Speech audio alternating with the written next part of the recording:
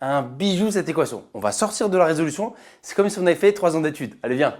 Tu connais mon amour pour l'exagération. Mais j'exagère juste un petit peu parce qu'on va réapprendre tellement de choses dedans. Il y aura un réflexe un peu inédit. Voilà, fallait y penser. Je vais essayer de te montrer comment est-ce qu'il fallait y penser. Mais en fait, dans la résolution, on va faire beaucoup de choses. Donc vraiment, en fait, c'est vraiment pas mal de chapitres qui se cachent derrière.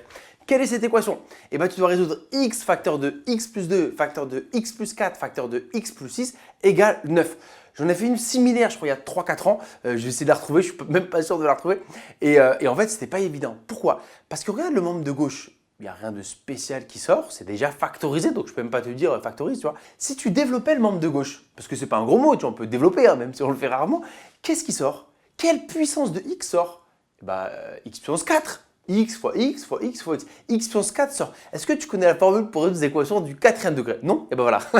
Donc développer, ce n'est pas forcément la bonne méthode.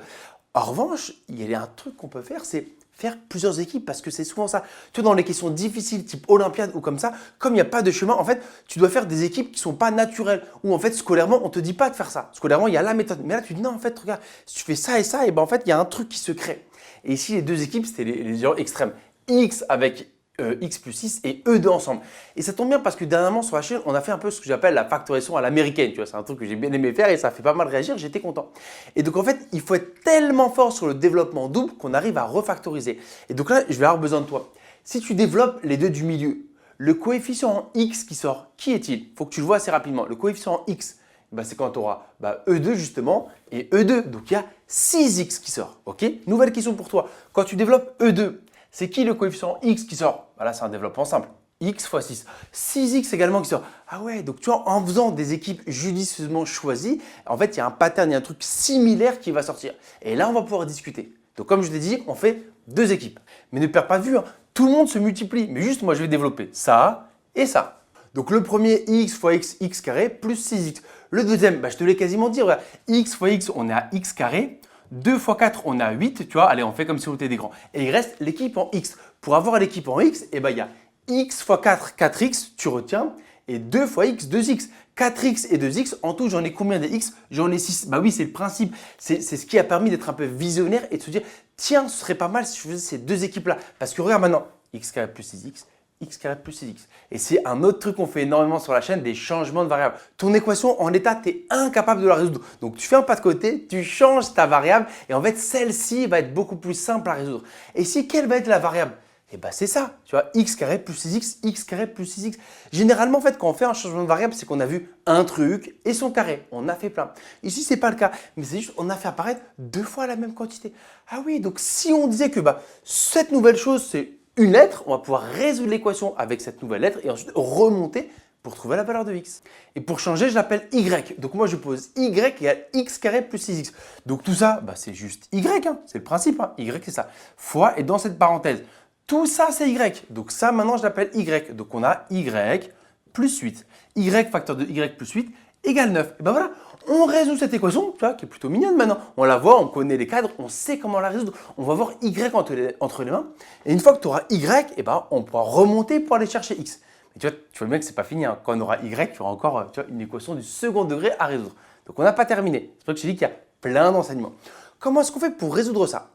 On va développer et mettre tout le monde à côté, sauf si tu vois quelque chose. Moi, comme je ne le vois pas, je développe y fois y carré, plus y fois 8, 8y, et j'amène le 9 à gauche, ce qui fait moins 9 égale 0. Ok, premier enseignement surpuissant de la vidéo. Pas surpuissant, mais qui est sympathique. Tu vois mon amour pour l'exagération. En fait, quand tu as un polynôme, écoute bien, si en additionnant les coefficients, tu tombes sur 0, c'est que 1 est racine évidente.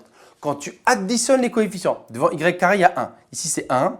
Plus 8, moins 9. Idéalement, tu fais deux têtes. Là, j'additionne les coefficients, je tombe sur 0. Ça signifie que le nombre 1 est une solution. Et quand le nombre 1 est solution, qu'est-ce que ça veut dire? Ça veut dire que ton trinôme est factorisable par y-1. Je l'ai fait dans pas mal de vidéos, j'en ai même fait la démonstration dans celle-ci où je te montrais quand un nombre est solution. Voilà pourquoi en fait tu peux factoriser ton polynôme. Donc en fait, ce polynôme, il s'écrit y-1 fois quelque chose qui est égal à 9. Quelle est cette chose? On sait déjà ça va être y, tu vois, parce que y fois y carré. Ensuite, je vais tomber sur moins 9. Question pour toi. Moins 1 fois quoi me redonne moins 9? Moins 1 fois plus 9. Et voilà, c'est terminé. Donc, ce polynôme se factorise comme ça. Et là, les solutions, elles sont visibles, tu vois. Ça fois ça égale 0. Donc, soit ça veut dire que y égale directement 1, bah oui, on le voit, ou y égale combien? Ou y égale moins 9. Et ben voilà, j'ai trouvé les solutions. Mais que les solutions de y, c'est ce que je te dis. Moi, c'est x que je veux. Mais c'est cool parce que regarde, y, j'ai trouvé deux candidats, 1 ou moins 9. Donc à la place de y, je vais mettre 1, ça va me donner une équation. Ou à la place de y, je mets moins 9, une deuxième équation. Donc quelles sont les deux équations qui restent à résoudre? X carré plus 6x égale quoi? Bah, les candidats de y.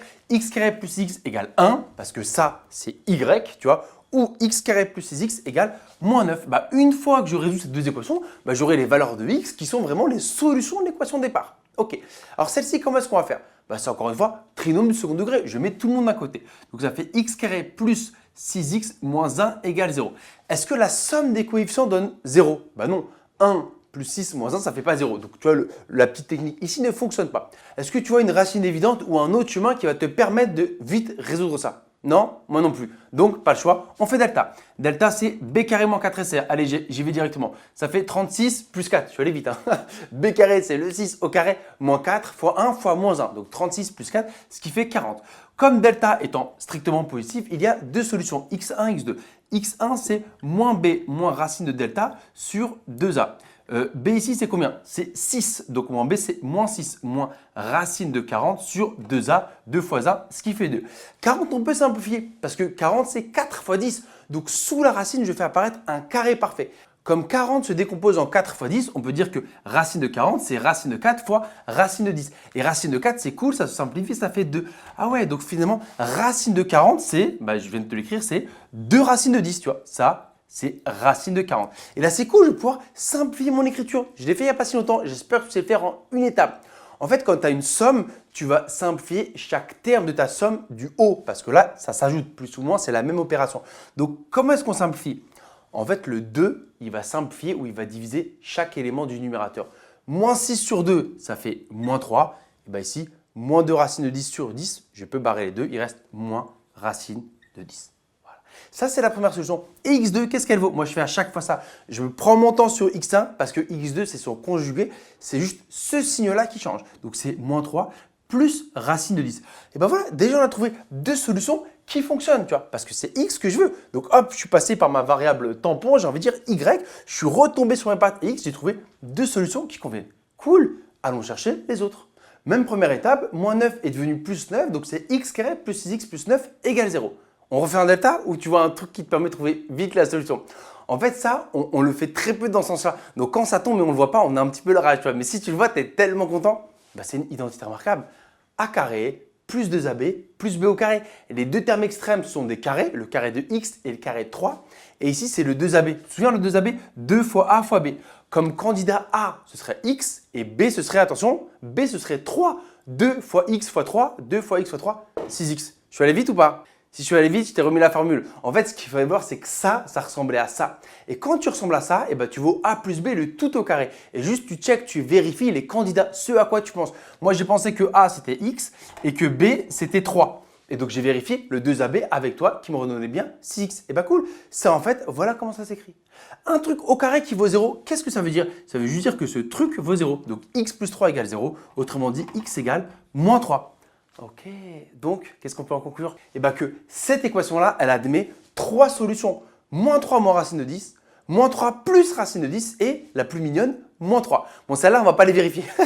Mais si celle-là, on peut la vérifier. Vérifions que quand on remplace x par moins 3, ça marche. Donc si on remplace x par moins 3, bah, ça fait moins 3 fois quoi? Lui, il devient moins 3. Moins 3 plus 2, ça fait moins 1. Ok, fois. Ici, on remplace x par moins 3. Moins 3 plus 4, ça fait plus 1. Ok, fois. Ici, tu remplaces x par moins 3. Moins 3 plus 6, on est à 3. Ok.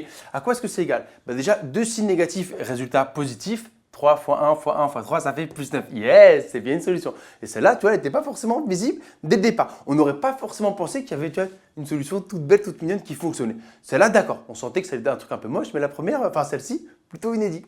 En tout cas, voilà, j'espère que j'ai pas menti. Il y avait pas mal d'enseignements qui tournaient autour des mêmes notions, algèbre, calcul littéral, etc. Mais voilà, il y en a eu plusieurs qui ont pu être appelés avec un premier réflexe qui est quand même inédit, mais maintenant, ça y est, tu l'as en tête, il fait partie de ta besace, de tes armes que tu peux utiliser pour faire des maths. Et le reste, j'espère que ça passe de mieux en mieux. Et j'espère que ça t'a plu.